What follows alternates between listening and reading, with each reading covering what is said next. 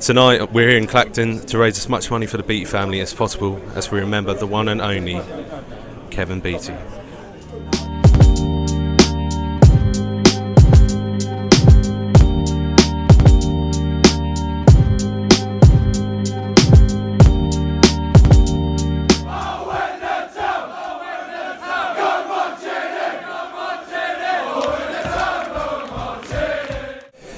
Right, so we're back tonight. We're at a night to remember Kevin Beattie to raise money for the Beattie family, and I'm joined by Malcolm Thompson, the man who's in charge of all this. Malc, tell me a bit more about the night. Well, basically, it's a night for all town fans to come together to pay their respects and say goodbye to Kevin. I know not many people had a chance to go to the funeral, so this is my way as a fan to get the fans together to say, well done, Kev, thanks for the memories, and we want to send you off in a good way. Yeah, and it's a good turnout tonight, isn't it? It's a fantastic turnout. Again, because it's not in Ipswich and Kevin was an Ipswich player, I thought in Clacton might be a bit, wasn't not really sure what the outcome was going to be. But then I realised that Kevin had a big connection with the Clacton Football Club, and so I think that's one of the reasons why it's such a massive turnout. Plus it helps that Paul Mariner and Eric Gates and Brian Talbot are here. Yeah, it certainly brings the people in, doesn't it? It certainly does, yeah. In terms of the prizes for the auction, you've had a number of prizes come in, and the support's been huge. Just to name a few off the top of your head, who's given some prizes? Well, in the auction, the England football team have signed it. Yeah. All the top London clubs: Chelsea, West Ham, Arsenal. So Arsenal, West Ham, Chelsea. I just found out that Paul Mariner's brought a Man City shirt and also Paul Pogba's shirt because he plays number 6. Yeah. And that's signed by the Man United team. So it's been amazing response really from all clubs really. Yeah, incredible support really, isn't it? Yeah, yeah, it's an ideal opportunity for everyone to say their goodbyes, but also, a good night to have a good laugh and remember Kevin for what he was. I think the reason why it's going to be successful is because Kevin had such a relationship with the fans, and the fans had such a relationship with Kevin. I think people are going to enjoy it, and also you can just imagine Eric Gates and Paul Mariner later. I'm sure they'll get the crowd laughing and cheering, and deadly strike do, won't they? I think they'll get this place roaring. Don't worry. All right. Cheers for that, Mal. Good luck, mate. Right, so I'm here with Sean Hedges, who's been commissioned to design the statue, is that right? That is correct, that's right. Can you tell me a bit more about the statue and how it's all coming around at the moment? Well, it's coming on very well, actually. I had the meeting literally yesterday with the committee, with Emma Beattie and Terry Butcher and Mark Murphy and everybody else. Yeah. And I'd done some designs, which I felt was, depicted the beat, how I think people would remember him. Yeah. And because the big problem was we wanted him headering the ball, so we wanted him leaping like a salmon, bang, bang, and but they didn't want a rod holding him up in the mid-air. Right. Okay. So, but I came out with a solution to that, and I presented that to the committee, and they're over the moon with it. So I'm hoping to commence sculpting at the last week in March. So the designs and all the plans are in place then with regards to the statue. Oh yeah. Whereabouts will we see it around the ground then? Well, it's going in between Alf and Bobby. Yeah. I do believe it was originally going to go on the corner with the Planet Blue opposite. Yeah. So, but it can't go because apparently they're altering the entrance to the car park. Okay. So it's being moved further along the road slightly towards Bobby, which is appropriate, I think. Yeah. So exciting news then, and a fitting memory of Kevin himself. Oh, absolutely! I mean, I'm so thrilled to have got it. I'm a season ticket holder. Yeah. I'm North Stand upper boy, and like I said, I did Bobby and Alf, and it's been too long waiting for the next one. Really, the amount of legends that we've had at the club. Oh yeah. And but to do the beat, town's greatest ever player, it's an absolute privilege for me. Something. Well, it's going to be another little pinnacle in my career, really, in my life. Yeah. Brilliant. Cheers for that, Sean. Yep. Thank you. Right, so I'm here with Karl Fuller from the Fuller Flavour. I'm sure you've heard of him before. Karl, I hear you've got some fond memories of Kevin Beattie back in the day. Yeah, I have. Here we are in Clacton-on-Sea, and my hometown. I used to have a lot of connections with FC Clacton back in the day, Clacton Town, and the chairman at the time, back in the 80s, was a guy called Tony Armstrong. Yeah. and he got the beat over to the football club to help out. He played a couple of games for the reserves, and I used to run a Sunday morning side here in Clacton, and on our 30th anniversary we thought we'd have a anniversary game. I knew Kevin from interviewing him for Those Were the Days fanzine at the time, and I just said, do you fancy bringing your Sunday team over? A team called Soft Logic, an Ipswich Sunday League side. I've heard about these. Yeah, so he said, I'll bring them over to the Rush Green Bowl, and he said, I'll bring Walkie over for a game. Oh, really? John Walk's my all-time hero at Ipswich. And so Friday night, Soft Logic turns up with John Walk playing. Yeah. My outstanding memory from that is I played left back, and one of the guys ran down the left wing for Soft Logic, sent a crossover, and it was coming over the top of our goalkeeper, and I thought, I'm just going to header this away nice and easy. Yeah. No Soft Logic player around. And before I knew it, the ball was in the back of the net, and I sort of thought, how's that ended up in there? Yeah. And there's Walkie reeling off with his hand up in the air, Alan Shearer style, and he just did a trademark John Walk goal, timing from the edge of the area, and the beat was just fantastic, bringing his side over for that. Yeah. And then 2 or 3 years later, end of season awards night at Clacton Town, the beat came along to present the end of season award trophies. Yeah. And obviously did like a session of Q&As, a few stories about his time playing for Ipswich, and everyone loved it, even those fans that weren't Ipswich fans, just purely Clacton Town fans. Appreciated Kevin being there. A lot of the guys were older guys, so they knew his stature in the game, they knew him as a player, and he never said no. Whenever you asked him if he could help you out doing something, he was just always happy to oblige.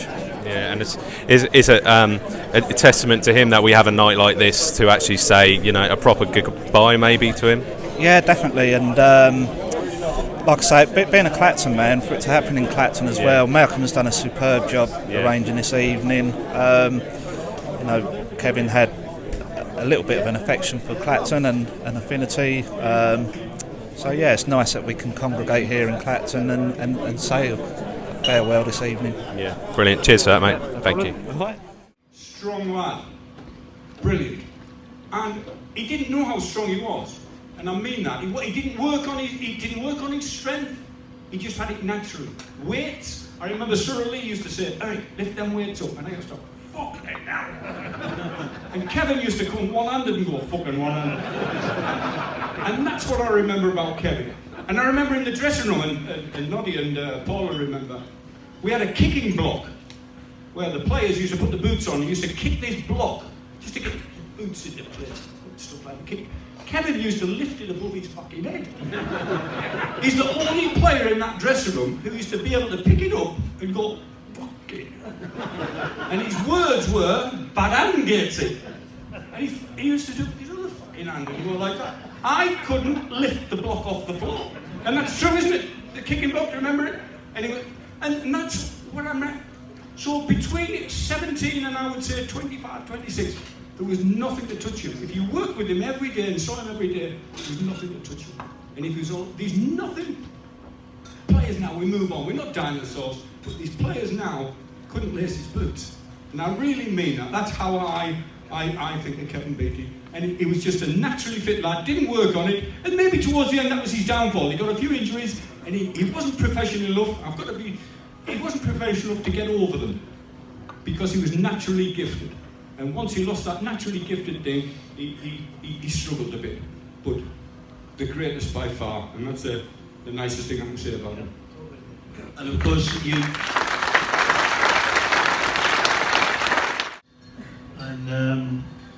we had a fantastic relationship with him, but I mean, we really did. I'll tell you a bit of a bad tale, but one of my first calls for England, I can't remember where we were, it was some joke place. Anyway, Emily Hughes came up to me and he says, "Let's go for a run in the morning, me and you." I mean, what am I going to say? No, to the captain of Liverpool, so I'll go for a jog. Came back to Peter, said, "The fuck was all that about? What's he trying to prove?" And Emlyn Hughes was like 1,000 years old, and I was a whippersnapper, so I ripped him a new one, so flew by him. And Kevin says, look, what you got to do in this game? You've got to relax. I said, all right. And Kevin's a great prankster. I mean, he pulling pranks all the time. So he said, we're in the bed watching the telly. He said, oh my God, oh, terrible stomachache. I said, Kevin, get to the bathroom. I said, you've got to get to the bathroom as fast as you can. I'm not going to make it, he said, I'm not going to make it. So he pulled the rubbish bin out from under this desk there, whips his pants down, and does the number 2, right? And I'm going, Jesus Christ, what's going on here? This is my first England cap, by the way. The first call. I said, what the hell's going on? And he's going, oh no, oh, Jesus, wet. And I see this thing drop into the waste bin. I said, you dirty ass bastard. I said, look, I know Carlisle people are shithouses, but that's ridiculous. So he picked up the waste bin, brought it over to him, and I've gone, no. And it was a banana, he squares a banana in there. I mean, it was funny, it wasn't funny at the time. I mean, look, we could, all three of us can go larping on all night about going.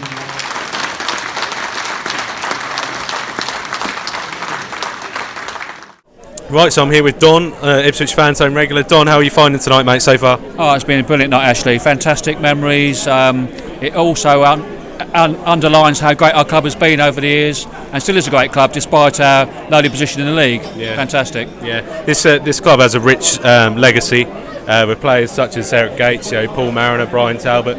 But obviously, we're here tonight to remember Kevin. Have you got any fond memories of Kevin? Well, I've been lucky enough to be a fan since the early 70s, and Kevin Beattie was my all-time hero as a teenager.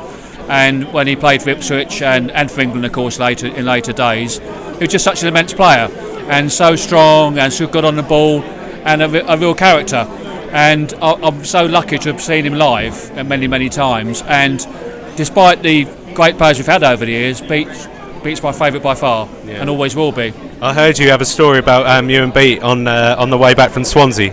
Yeah, that's right. We went to Swansea away championship game, only a few years back now, and on the way back, Beats was with Bernard Woolley from Radio Suffolk, and we were sitting there chatting about town and all the old days, and Beat kept disappearing off to the buffet bar and bringing us back cans of beer and stuff, and he never let us put a pocket of money in for a round, which is slightly embarrassing because I like to buy my share of rounds and so on. But we had a chat on the way home, back to London, Paddington, and what a great day. And, he was, like they said earlier on, he didn't really ever boast about how good he was as a player. And such a true gent, a real nice fella, and a real sad loss, but a great player for the town. Cheers for that, Don. Yeah, right, so I'm here with Paul Mariner, Ipswich legend, mate. Can you tell me a fond story of you and Kev? I'll tell you what, I just got transferred from Plymouth Argyle, which, at the time nobody knew who I was, nobody knew, Plymouth, I mean, it's miles away, right? Yeah. I drove all the way up from Plymouth, I drive into training, drive into the car park, and my head gasket blew on my Mini 850. Yeah. No Ferraris in my day. No. And I thought, what am I going to do? So all of a sudden this is in October, sort of mid-October. So Kevin Beattie is driven in his this Jeep, like an army Jeep. Yeah. And he said, "Hello, son. How are you?" I mean, like the warmest welcome that you could ever. This is England International, by the way, and I'm nobody. Yeah. And the warmth that he showed me, greeting me, taking me into the dressing room, introducing me. And our relationship really stemmed from those moments because he's in England International. He's not to bother with me. No. I'm nothing. But that's a measure of Kevin Beattie. Made you feel really welcome. Yeah, for all his talents, he's such a humble person. Yeah. He just plays his game and okay, game over. Okay, what's next? Yeah. There's no. I was incredible. I was the reason why we won. None of that. No. He just. Sensational footballer, one of the best that England's ever produced. just a great guy. I'm proud to call him a mate. Brilliant. Cheers for that, mate. Thank you. She's bidding in your pound. Great, okay. So it's £40 with you, sir, in the black and white top. £40. Gentlemen behind, any further offers other than 40? Any more than 40? £40 for Jeff Stelling's signed, unbelievable Jeff shirt. Right, I'm here with Brian Talbot. Brian, you played with Kev on a number of occasions over your career. What is your fondest memory of Kevin Beattie? I think the most thing you remember about Kevin, obviously what a fantastic player he was, and he didn't play nowhere near enough games. No. But I think with all his abilities, his power, his pace, his left foot, I think the one thing he had above all anything else, a desire, and a desire to play for Ipswich Town Football Club. I think, and that showed after he finished playing, because he loved the club. He still wanted to work down there. He still wanted to be involved, and he took Ipswich, I think, as his home. He came from Carlisle, but I think really he thought Ipswich was his home. And as far as Ipswich, you were an Ipswich boy. As far as Ipswich players go, was Kevin, one of the best, if not the best? Well, I can't. It's difficult for me to say from the 60s and the 50s. All I can say was he was the best player I played with. And he's been voted the best player. So obviously it's true. I didn't play with a better player, and I was fortunate to play with some good players. But Kevin was. When I say it to people, they're a bit surprised because obviously there were some big players when I went to Arsenal. But Kevin was the best player I played with. Brilliant. Thank you for that, mate. Cheers. Okay. Cheers. Right. So the event's just finished. Thousands of pounds raised for raised for the Beattie family. Sorry, not for charity. Dean, you've been a supporter of this club for a long time. Brought you along tonight. I knew you enjoy it. Got all your pictures with your boyhood heroes. But primarily, this has raised thousands of pounds tonight. And out of everything, what is your fondest memory of Kevin Beattie? Kevin Beattie, I was very young obviously when he was playing, but what an absolute powerhouse of a player and a nice bloke as well. He always had time for the fans, but absolute legend. But it's been great. Beattie was the best obviously, but it's been fantastic being here with my hero was Paul Mariner, and he's here. I had a photograph taken with him, Eric Gates, Noddy, Talbot, great legends of the club. So what a privilege to be here for a good cause, and thanks for asking me, Ash. I've had a great night, mate. Thanks a lot. Pleasure, mate. Anyway, keep watching. Big vlog on Saturday coming up. Reading at home. Let's hope we can get 3 points. Come on, you Blues.